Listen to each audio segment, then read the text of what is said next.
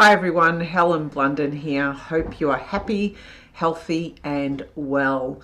It's time for a new book review, and I know that my books have been far between each other of late. It's simply because I have not gotten into a reading mojo, and I have been finding it difficult to concentrate on some books. So what I've been doing is exploring all sorts of different books, fiction, classics, non-fiction, and if I don't get into them in about 50 odd pages, I leave them aside. There are a lot of books that have been left aside, and whenever I do that, I feel bad because I think I've just wasted my time reading books that I don't finish. This time round, luckily, I did find a book that I did finish, and I loved it at the same time. The moment I opened up the book, I fell in love with it simply because I resonated with it. The book is Au revoir Tristesse by Viv Groskop, or is it Vivienne? You'll have to read the book to find out why I call her Vivienne. And it's Lessons in Happiness from French Literature. Now, I bought this book over a year ago, and it's been sitting in my bookshelf upside down. And because I had been reading so many other books and I just could not get into them, I thought this is a book that sounds right up my alley.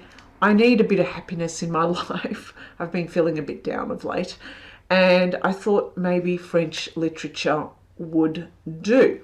Now, Viv is it says here, an award-winning comedian. It comes out in her writing. That's why I loved it.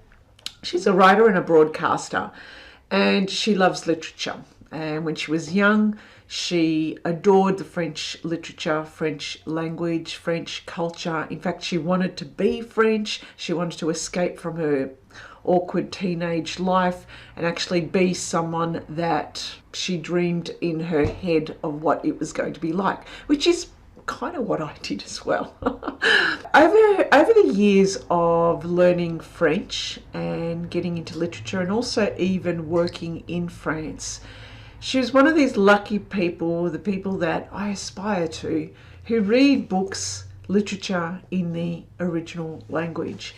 And I guess it's one reason for me, when I was reading this book, I started to think, what are the books that I have read from French authors, and why haven't I read many of them? I have Alexandre Dumas, The Three Musketeers. I have Victor Hugo, Les Mis. I have Albert Camus, and I've read them years ago, but I haven't really gotten into other French literature. And in fact, about the same time I was reading this book, I was also at one of the bookstores looking through their classic sections, and I saw a whole heap of classic books with French writers. And did I buy any? No, I didn't. You know why? Why? Simply because I wanted to actually learn French language so that I could read the original books in the original language. But what happens usually is, as someone who is learning a language, an Australian trying to read a French book, I kind of miss the nuance, I miss the depth, I miss the characters, I miss the symbolism. Something is amiss, because what I do end up doing is focusing my time on just simply translating the words into direct English, which then somehow kind of lose that deep meaning. I haven't gotten my French language skills up to the point where I'm understanding the nuance, if that makes sense. But luckily, in this book, Viv provides us that nuance. And she wraps it all up in such an interesting way, and it is written very amusingly as well, which I also love. Talks about the books that have made an impact in her life. Now, there's only about 12 or so books, and the books are from authors you most definitely would have heard, and also the stories you most definitely would have known, either through movies or translations into American or English films or so forth. You know, stuff like Cyrano de Bergerac, or The Lover by Marguerite Duras, or Dangerous Liaisons, which I didn't know was even French. She talks about, she's got 12 different chapters, and you can see the chapters here. And she talks about the books themselves. She talks about the authors of these books. And strangely, a lot of these authors all had problems with their mothers or had syphilis. And she talks about the stories as well. And she links also the stories to what is happening in her life and a biography. So that's another reason why I love this book.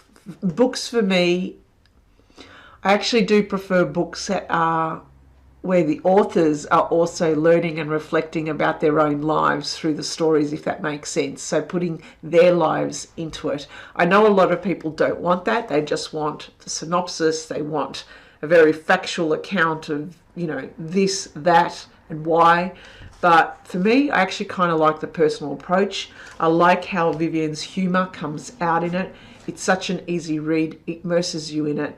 And then it tells you those nuance, it tells you those lessons that she gleaned from each of those books. Now, the one book that I really got into was chapter 7, where she talks about Madame Bovary. Now, this is a book I haven't read. And indeed, last Friday, I was looking at it at the bookstore and I had it in my hot little hands. And I didn't buy it for some reason.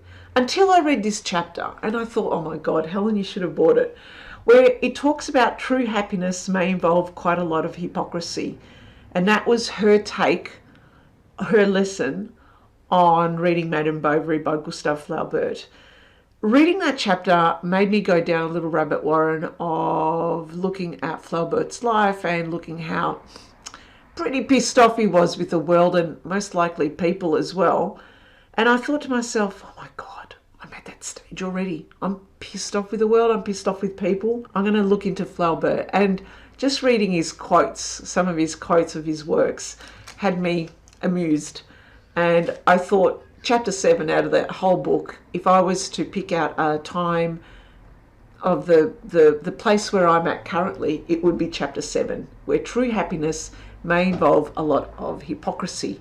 And to me, I don't know whether I'm getting angry with the hypocrisy or whether I'm getting angry with the fact that I need to be a hypocrite in order to be successful in this day and age. But anyway, that's just me. That's my own lesson. So let's go back to the book. She continues on. There's 12 different books, 12 different authors, 12 different lessons. She wraps it up with a great conclusion on how she fell in love with French, fell in love with the whole idea of being French, but then realizing she doesn't need to be French. You can actually find happiness in your normal day-to-day work and day-to-day life as well.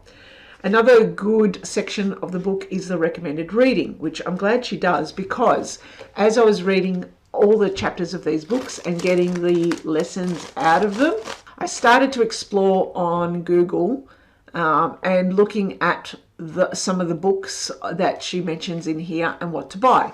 Now, it all gets very confusing because obviously there are English translations and there are different interpretations of the books. There are biographies and so forth. But the recommended reading list, she actually gives you which ones to actually go and buy and read and which ones are, I guess, better to be able to kind of filter out the multitude of publications that are out there.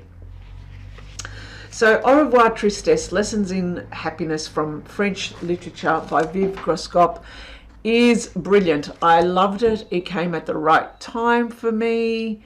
It got me back into the reading mojo and I loved it. I love books where I come out of it a different person. I love books where the writing is so interesting. It allows me to immerse myself quite quickly.